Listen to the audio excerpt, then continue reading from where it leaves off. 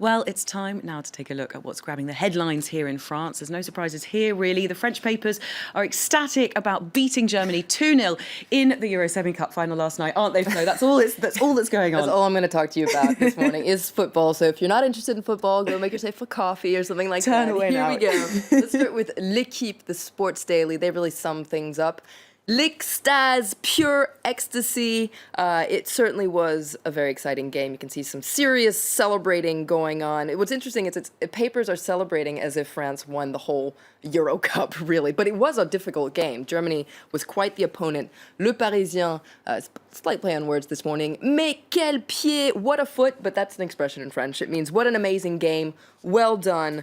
We really deserved this victory. Germany, our bête noire, really dominated the game at first, but we rose to the occasion, says Le Parisien, and we're heading to the final against Portugal on Sunday. It's almost as if the worst is behind us. And it really was an exciting game, wasn't it? Some papers are reporting on the atmosphere in Marseille. That's right. The Vélodrome, that's the stadium, was en fusion, it went into nuclear meltdown. Those are the words of Aujourd'hui en France, Le Parisien. Fans were vibrating in unison with Les Bleus, cheering them on, giving them energy. You can see some fun photos there of people cheering on. It's as if the stadium was the 12th man on the pitch, says Aujourd'hui en France. It played a very important role in bringing the team to victory. And, of course, the real hero of the night was striker Antoine Griezmann.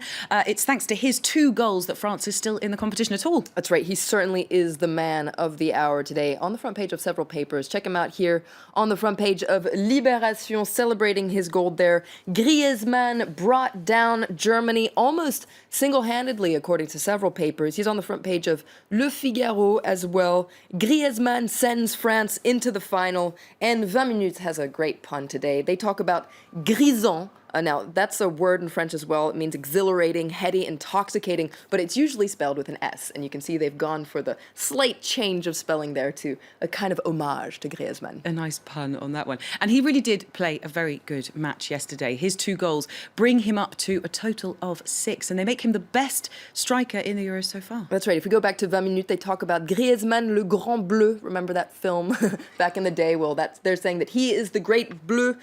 Coach Didier Deschamps said he really wanted the French team to make history, and 20 Minutes says, well, the French team has started a new chapter, and the first name on this blank page will be Antoine Griezmann. Now, Griezmann, a true gentleman, said that the victory was a group effort, and Aujourd'hui en France agrees with this analysis. They say the collective was up to the challenge, and you can see here the players from the team there. Lots of strikers came down to defend. That was one of the interesting aspects of last night's match, and the keeper, Hugo Lloris, he really made some incredible saves, and he gets a lot of attention today. In Le Figaro, the captain, Hugo Lloris, he really weathered the storm, sailed the French ship through this incredible storm that was that game last night, and kept the score at 2-0, even though Germany really tried hard to score. But it's not all adoration. There are some critics who are saying that first goal certainly wasn't deserved. Griezmann scored a penalty after a dubious handball. That's right. Now, several papers have come out to defend the referee.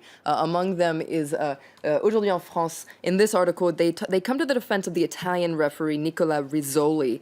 If you look at the slow-mo replay, you can clearly see... Which I'm sure we've all done. You can clearly see Bastian Schweinsteiger touching the ball with his hand. Yes, that penalty was deserved, according to Le Parisien. But it must be said that it seemed like even the French team was a little shocked to be able to play that penalty. This is a really hilarious article on the website of France TV Info. Apparently, Ryanair's community manager is among those that believe that France did not deserve that penalty. During the game, the Irish airline tweeted, wait a minute, so they don't know what a handball is in France, and tweeted the photo of Thierry Henry doing that very famous handball during the game against Ireland in 2009, which stopped Ireland from going to the World Cup and made France go to the World Cup. And the hashtag on that was never forget. That tweet, it must be said, was removed. And the next tweet by Ryanair was a poster for an advertisement, actually, saying that they were looking for a new community manager. Oh my gosh. Well, the French papers are also focusing on what's expected next. The hotly anticipated final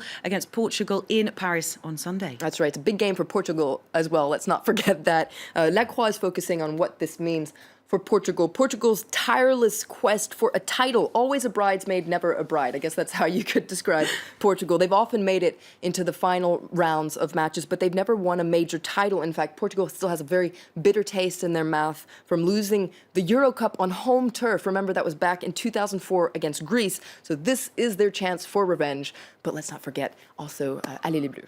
Yeah, absolutely. I'm sure we'll be cheering them on Sunday. Flo, thank you very much for that press review from the French papers there.